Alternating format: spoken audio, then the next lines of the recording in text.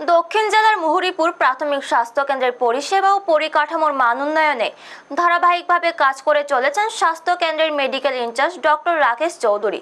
তার উদ্যোগে স্বাস্থ্য কেন্দ্রের চিকিৎসা পরিষেবার মান উন্নত হওয়ার প্রতিদিন বহু রোগী চিকিৎসা পেয়ে সুস্থ হয়ে বাড়ি ফিরছেন বলে জানা গেছে। স্বাস্থ্য কেন্দ্রের আরও উন্নয়ন এবং জাতীয় স্তরে মান উন্নয়নের স্বীকৃতি অর্জনের লক্ষ্যে ন্যাশনাল কোয়ালিটি অ্যাসেসমেন্টের জন্য আবেদন করা হয়।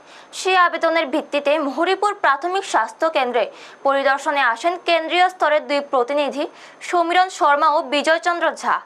জানা গেছে 2 দিনব্যাপী চলা এই অ্যাসেসমেন্টের মাধ্যমে স্বাস্থ্য কেন্দ্রের চিকিৎসা পরিষেবা, পরিকাঠামো, পরিচ্ছন্নতা, রোগী পরিষেবা সহ বিভিন্ন গুরুত্বপূর্ণ দিক খতিয়ে দেখা হবে।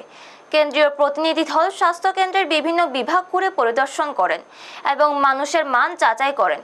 এই পরিদর্শনকে কেন্দ্র করে মুহুরীপুর এলাকাবাসীর মধ্যে ব্যাপক উৎসাহ উদ্দীপনা লক্ষ্য করা যায়। স্থানীয়দের আশা, মেডিকেল ইনচার্জ ডক্টর রাকেশ চৌধুরীর প্রচেষ্টায় ভবিষ্যতে স্বাস্থ্য কেন্দ্রটি আরও উন্নত পরিষেবা প্রদান করতে সক্ষম হবে। ব্যুরো রিপোর্ট, নিউজ তৎকাল 24। এখানে আজকে এনকোয়াস ন্যাশনাল কোয়ালিটি অ্যাসেসমেন্ট চলছে। এটা দিয়ে ন্যাশনাল কোয়ালিটি অ্যাসুরেন্সের যে সার্টিফিকেশনের জন্য এটা আমরা অ্যাপ্লাই করেছিলাম। আজকে অ্যাসেসমেন্ট কতজনের টিম এসছে বা কী কী বিষয়গুলি খতিয়ে দেখা হচ্ছে? আমাদের এখানে অ্যাসেসমেন্ট করার জন্য আমাদের সেন্ট্রাল লেভেল থেকে 2 জন অ্যাসেসর এসেছেন।